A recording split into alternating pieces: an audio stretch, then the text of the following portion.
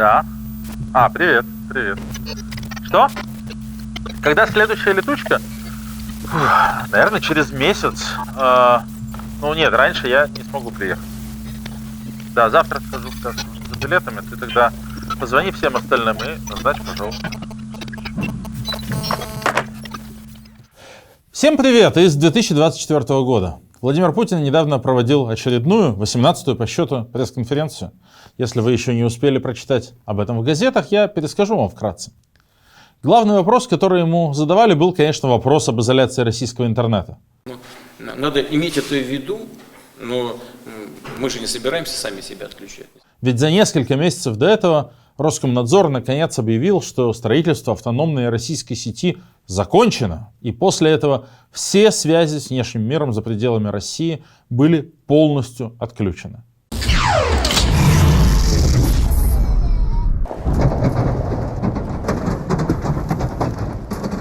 Вот мне только что звонил мой коллега из Общества защиты интернета, Сергей Бойко. Мы раньше обычно проводили летучки раз в неделю, но теперь, когда ничего не работает, нам приходится собираться всем в одном городе, и летучки у нас теперь раз в месяц. Я вам сейчас расскажу, как это происходит. Давайте представим, что вам нужно слетать на рабочую встречу в другой город.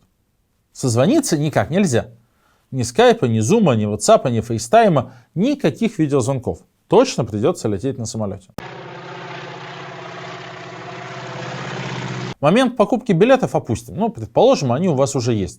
Бумажные, конечно, как иначе. Но вот вы собираетесь уже ехать в аэропорт и хотите вызвать такси. Отложите сотовый телефон. Он вам не понадобится. Интернета-то нет. Приложений типа Uber или Яндекс.Такси тоже больше нет, не работает. Заказать машину теперь можно только через диспетчера. Как раньше. Называете адрес и ждете, пока вам перезвонят, что за вами приехали. Кто заказывал такси на Дубровку? Правда, это доступно не всем. Когда все начали пользоваться агрегаторами такси, выяснилось, что они выгодны не только нам, пассажирам, но и водителям. Таксопарки существенно экономили за счет того, что все было онлайн. Они могли избежать расходов на диспетчеров и операторов. Теперь цены резко взлетели. И в 2024 году большинству россиян такси уже не по карману. Кстати, будьте готовы к тому, что когда вы все-таки сядете в машину, таксист развернет бумажную карту и будет прокладывать маршрут по ней. Навигаторы тоже больше не работают. Но ехать при этом вы будете гораздо дольше, чем обычно. Пробки-то посмотреть негде. Тогда, может быть, автобус? Давайте попробуем. Вы выходите на остановку и ждете. И ждете. И ждете. Но нужного автобуса нет, и вы не знаете, когда он придет, и придет ли вообще. Не исключено, что он стоит в той же пробке, что и ваше такси.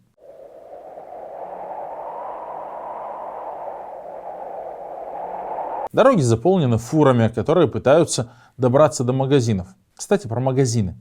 Когда интернет отключили, цены довольно сильно выросли. Крупным сетям типа Магнита вообще пришлось закрыться. Вести учет товаров, планировать логистику. Это стало невозможно.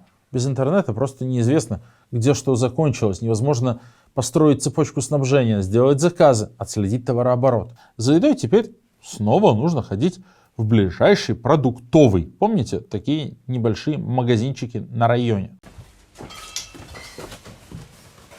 А за овощами и фруктами в ларек. Их снес Собянин в 2017 году, извините.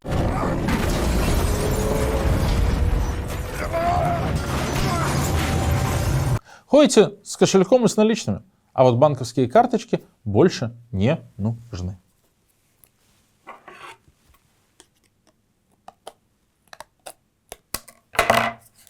Банковская система работает через интернет. Visa и MasterCard перестали принимать еще раньше, в 2020 году, когда в рамках учений российский интернет изолировали на месяц. Еще 2 года все пользовались картой МИР, на которую пришлось перейти. Но теперь непригодна и она. Без интернета платежные шлюзы работать не могут. Терминалы в магазинах тоже. Это, конечно, сильно снизило им выручку. Первые звоночки прозвенели еще в 2019-м. Тогда в Астане, точнее в Нур-Султане, был шатдаун, полное отключение интернета со стороны правительства во время выборов. После этого, например, местная сеть пиццерий посчитала, что за один день ее оборот упал на 30%. из-за того, что не работали терминалы и электронные кассы. Платить в магазинах теперь можно только наличными. Если вы не успели снять деньги со своего счета, вам нужно срочно искать отделение банка. Банкоматы отключились сразу же, как только закончился интернет. А длинные очереди, помните? Как в советское время.